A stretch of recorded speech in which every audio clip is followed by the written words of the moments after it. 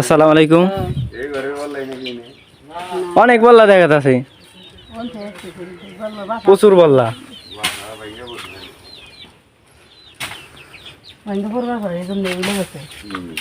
ওকে,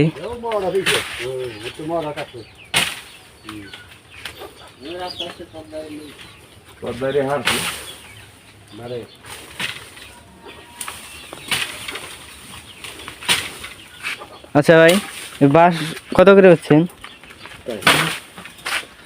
বাঁশ হইলে জিনিসের দাম। এটার মধ্যে বাঁশ কি রাখি, এটা এটা কামলা দেওয়ার, ও কি আর বুঝতে পারছে না। আচ্ছা আচ্ছা, পরিষ্কার করার জন্য পরিষ্কার এটা বাঁশ বেচা কি লাজ বেচা কি এটা হইলে মনে করো সাইজ ফাইজ করে দিয়ে খেয়ে যাবো। ও আচ্ছা আচ্ছা, করে কে 1600 দিব নিয়াতে নে। আচ্ছা আচ্ছা। আমাকে কপালে যাতাই হবো আর কপালে যাওয়াই হবো না এমনি যে গেলাম তাই। তাই নাকি চ্যানেল চালু করছো? হ্যাঁ ইনশাআল্লাহ। আচ্ছা ভাই, এই জায়গায় কি কোনো কিছু করবেন এরপর? না এগুলাই থাকবো বাসা বাবা। ও আচ্ছা আচ্ছা, দর্শক এখানে মনে হয় কোনো কিছু দিয়ে খেয়ে যাবো। ও আচ্ছা আচ্ছা, করে কে 1600 দিব নিয়াতে নে। আচ্ছা আচ্ছা। আমাকে কপালে যাতাই হবো আর কপালে যাওয়াই হবো। না এমনি যে গেলাম তাই। চালু করছো? হ্যাঁ ইনশাআল্লাহ। আচ্ছা ভাই, এই জায়গায় কি কোনো কিছু করবেন এরপর? না এগুলাই থাকবো বাসা বাবা। ও আচ্ছা আচ্ছা, দর্শক এখানে মনে হয় কোনো কিছু করার পরিকল্পনা আছে আমার ভাইরা। তো এই আঙ্কেলরা বাঁশ কাটতেছে, তো আমি জিজ্ঞাসছিলাম যে আসলে এই বাঁশের দাম কত করে। তা 20 টাকা পিস। তারা এরকম দাম বলে নাই, ভালো বাঁশ 20 টাকা থেকে 25 টাকা পিস। ওই তো 20-25 টাকা এরকম। ও আচ্ছা, আর কাইটা দিলে 5 টাকা করে বেশি। আচ্ছা আচ্ছা, বাঁশ কেজি 5 টাকা করে বেশি। আমি ভাবছিলাম কোনো কিছু করবেন ওই সামনে বিল্ডিং টিল্ডিং বা। না পরে হ্যাঁ জঙ্গলে থাকে কাটাই ভালো। তাহলে যাচ্ছি।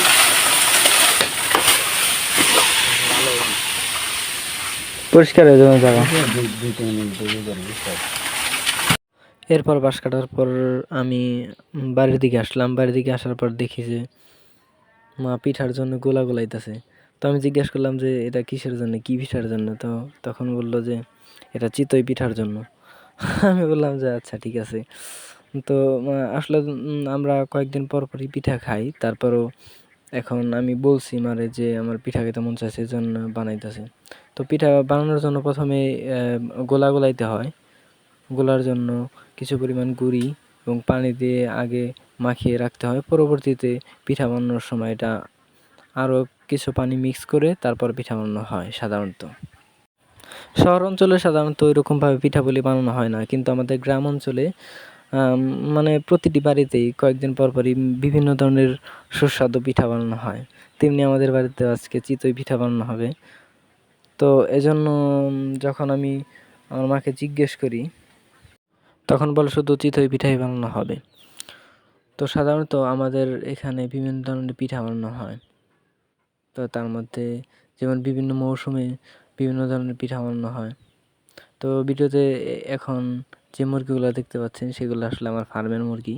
আমি প্রথম যখন একটা ফার্মের জন্য দেশি মুরগির খোঁজ করি, তখন এই বাচ্চাগুলো আমি কালেক্ট করি। তারপর এই বাচ্চাগুলো লালন পালন করার পর এত বড় হয়েছে। ইনশাআল্লাহ আগামীতেও আছে বড় কিছু পরিকল্পনা করার জন্য দেশি মুরগি সেক্টরে। আমার খুব শখ দেশি মুরগি সেক্টরে ভালো কিছু করা। ইনশাআল্লাহ যদি সব কিছু ঠিকঠাক থাকে আগামীতে ভালো কিছু হবে।